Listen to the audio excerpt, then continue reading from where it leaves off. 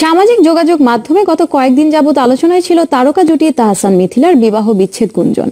অবশেষে এই গুঞ্জন বাস্তবে রূপ নিল। এবার বিচ্ছেদের কথা স্বীকার করে নিলেন দুজনই। তবে এই সিদ্ধান্তে সন্তুষ্ট নন তাদের ভক্তরা। বিস্তারিত থাকছে সাকিব শুভর প্রতিবেদনে।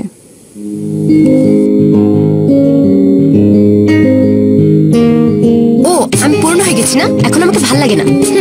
অতি দুঃখের সঙ্গে জানাচ্ছি যে আমাদের বিবাহ বিচ্ছেদ হচ্ছে। কয়েক মাস ধরেই আমরা বিষয়টি নিয়ে ভাবছিলাম, অবশেষে সিদ্ধান্ত নিলাম কোনো চাপে না থেকে আলাদা থাকার। আমরা জানি আমাদের এই সিদ্ধান্তে অনেকে ব্যথিত হবেন, সেজন্য আমরা দুঃখ প্রকাশ করছি। বৃহস্পতিবার দুপুরে এক ফেসবুক স্ট্যাটাসে যৌথভাবে নিজেদের বিচ্ছেদের কথা জানালেন তাহসান মিথিলা।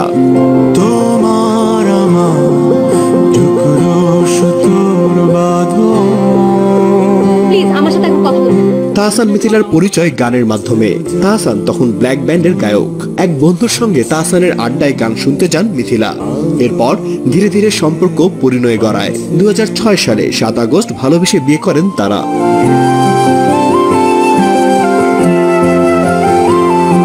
বিয়ের পর এই জুটি একাধিক নাটকে অভিনয় করেছেন। আমার গল্পে তুমি, মিস্টার অ্যান্ড মিসেস নাটক সহ বেশ কয়েকটি নাটকে অভিনয় করেছেন এই জুটি। নাটক ছাড়াও এই জুটি একসঙ্গে গানও গেয়েছেন। আয়রা তেহরিন খান তাহসান মিথিলা দম্পতির প্রথম সন্তান।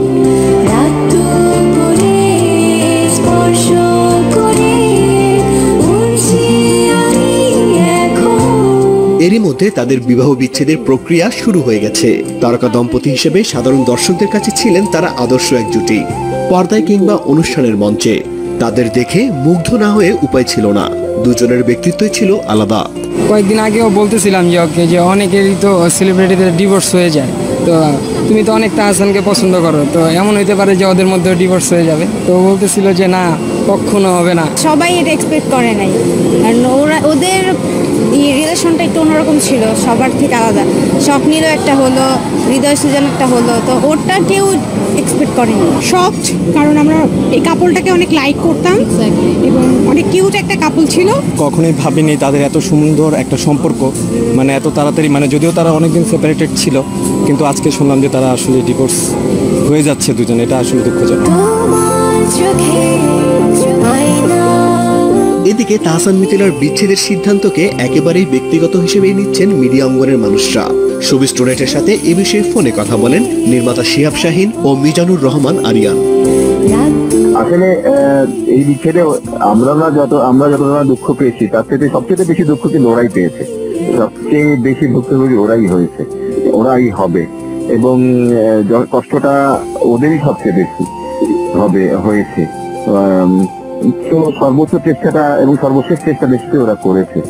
তারপরেও যেহেতু পারেনি, সেজন্যই হয়তো তারা আলাদা হয়ে যাওয়ার সিদ্ধান্ত নিয়েছে। এটা নিয়ে আমি ইমোশনালিও কোনো মন্তব্য করতেও চাচ্ছি না। এটা নিয়ে ইমোশনালিও দেখার কিছু নেই। দুটো মানুষ, তাদের স্বাধীনতা আছে, তাদের নিজস্ব জীবন নিয়ে তারা একসাথে যাবেন কি যাবেন না সেই সিদ্ধান্ত নেওয়ার অধিকার তাদের আছে।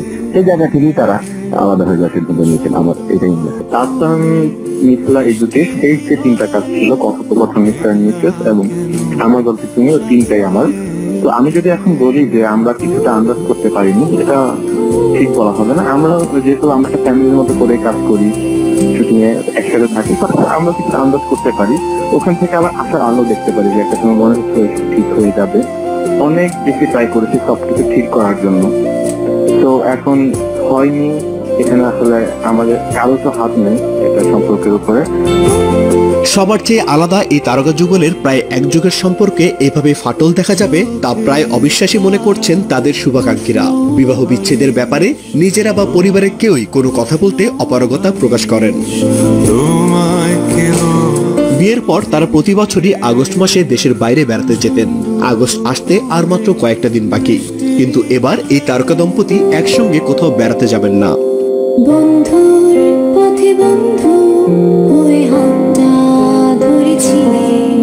সাকিব শুভ, শোবিজ টুনাইট।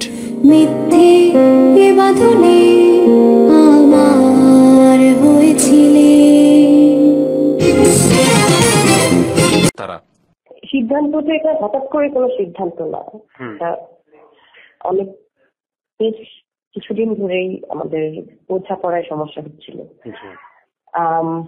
তারপরে আসলে এত বছরের রিলেশনশিপ তো কেউ ইজিলি ব্রেকআপ করতে চায় না। আমরা আমাদের মানে বেস্ট ট্রাই মানে বেশ আমার পক্ষ থেকে আমি যতটা সম্ভব যতটুকু ট্রাই করার চেষ্টা করেছি, কারণ আমাদের তো একটা বাচ্চা আছে। ওর জন্য হোক আমাদের নিজেদের জন্য হোক করেছি, কিন্তু শেষ পর্যন্ত আর কি আমরা বুঝতে পেরেছি যে ওয়ার্ক করবে না।